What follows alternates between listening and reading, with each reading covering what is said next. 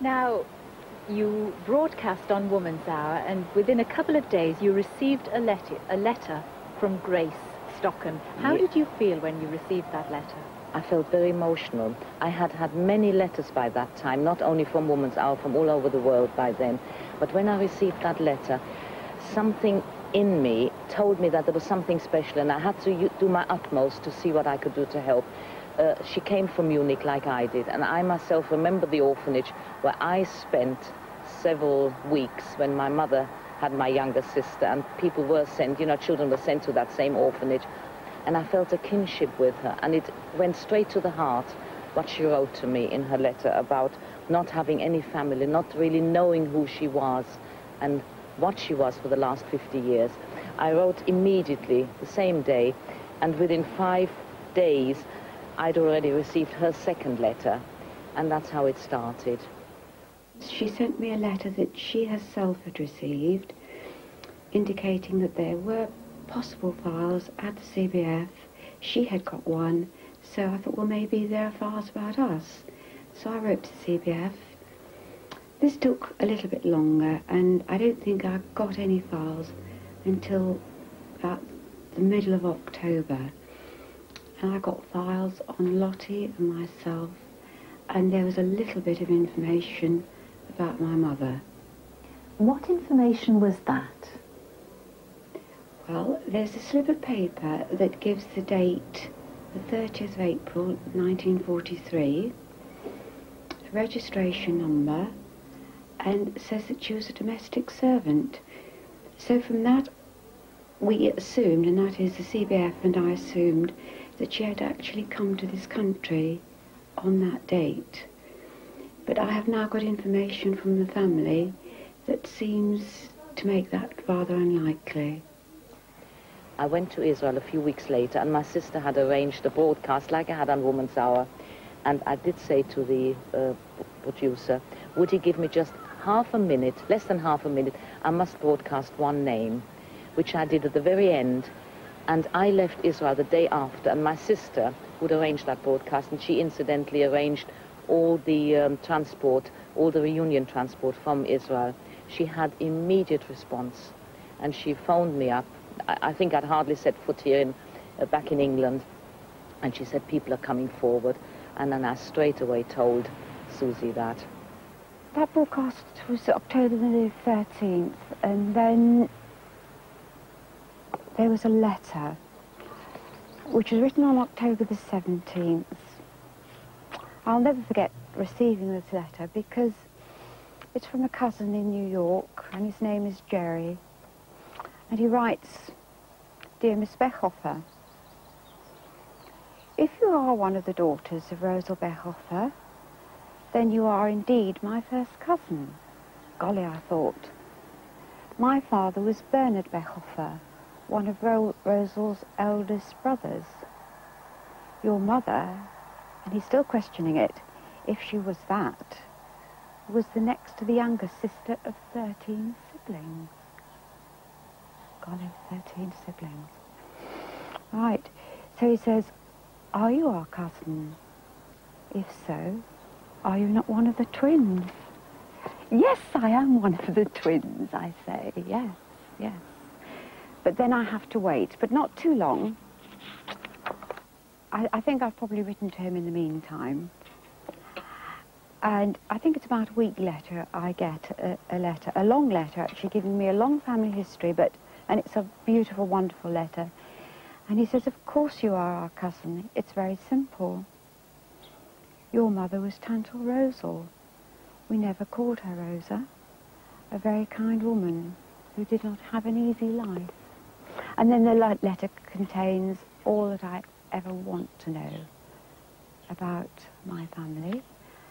An enormous family tree. And suddenly, on this day, in November, I am Susie Beckhofer with a family. What was he able to tell you about your mother that you didn't know? Well, he wasn't able to tell me a lot. He writes, she's a very kind lady. She had a very hard life. And she perished along with 8 others of her brothers and sisters in the Holocaust. Sure. And you had to tell him that in fact Lottie had died. Mm. When and how did Lottie die? Well, Lottie had been ill for a long, long time. She became ill at the age of 7. And she had lots of major surgery and was never able to lead a normal life, in and out of hospital. And eventually she went to a Cheshire home and died at the age of 35. So Susie was now Jewish, she had a family, and had come to the attention of the Jewish Chronicle. Suddenly I'm Jewish, and then all of a sudden the Jewish Chronicle get involved, and they ring me up. And they say, can we do an interview? And I say, well, who are you? We're the Jewish Chronicle. Okay, that's fine. Didn't mean anything to me. Anyhow, Jenny Fraser, who's a wonderful journalist, came along and did a very moving piece in the Jewish Chronicle, which I know had quite an impact in the Jewish community. It certainly had an impact on another refugee from Munich, Edith Moses, when she read the article in her apartment in Bath and recognized the 2 little girls in the photograph. Well, I was very excited, very surprised, and I shouted out to my sister, I know these 2 children. And then I read the story to her, and I said, I must contact the Jewish Chronicle and tell Jenny Fraser, the editor, that I know Susie and Lottie, that I was there in the home when they were there. What do you remember of the twins? Because actually they were only about 2, 3 years old. 2, just 2. I came in April 1938, and there were going to be 2 in May 38. And they were the dearest little children. And I immediately became very, very fond of them, and so was everyone else. They were everybody's sweethearts. You used to see Rosa, the girl's mother, on the stairs sometimes. Tell me about that. Well, when I used to, I don't know how this happened, I was there, as I say, on Sundays, and she always seems to come on Sunday. On Sunday afternoon about 5 o'clock. I usually used to go either to have a coffee with somebody, either in the kitchen with the cook or upstairs or something like this. And I often saw her on the stairs, rushing out for the front door. And I used to just stand there and I used to think to myself, lady looks so unhappy, and well, I just wanted to do something for her, and I couldn't. Now, as far as you know, what happened to the twins? Somebody set it going that the children should be adopted in America by an Orthodox family in California. And they had all the papers, or not all, but they had quite a great deal of papers by the time I left. And they said they had taken somebody on in the nursery, a Jewish girl, to get used to the 2 and then take them out to America and stay with the family until they were old enough to tell them the story and understand. What was it like seeing Susie after all those years? It was ecstasy. I stood here by the window and I waited for the taxi, and I watched her get out of the taxi, and I went down the stairs and I said, my darling little Susie, did I ever imagine I'd see you again? I just couldn't believe it. It was like a miracle. Has there ever been a point when you've been afraid that this whole thing's going to take over and pull you apart?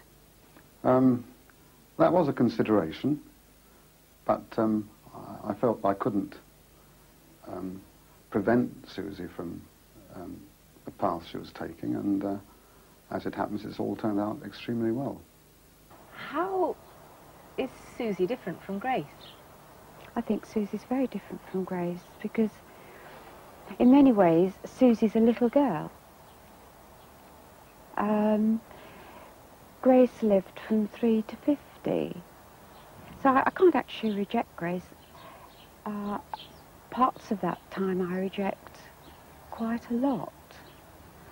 And I really want to be Susie, perhaps because I wasn't very happy being Grace.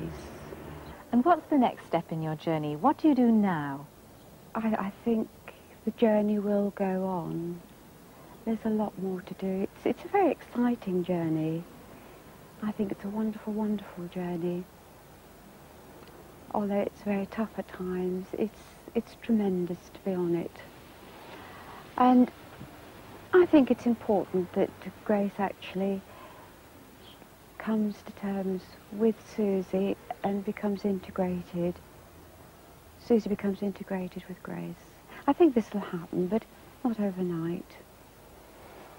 And then perhaps Susie Grace, or I think possibly Susie, has then got to get to know what being Jewish really means, and perhaps be able to pick up some of the threads that were put down 50 years ago. What does being Jewish mean to you? What effect does it have on Grace, who's been brought up as a Christian? I guess it has a profound effect. But at the end of the day, I think what I'm left with are two pictures. I've got Grace's picture of Christianity, which has been coloured in slowly as she's learned about her Christian life. Different colours here, different shades there. And now I've got a brief sketch of what being Jewish is. And I feel that I've, in the future, got to paint this picture. But yet, at the moment, it's just a broad sketch. But I think what it's done to my Christian way of thinking is the shades are just different. I've changed the colours. What was important, perhaps, isn't quite so important. You could say the reverse. It's a very, very difficult thing for me to deal with. And do you feel that God has somehow had a hand in bringing this about for you? Most definitely. I see a very important hand that's been over all what has happened.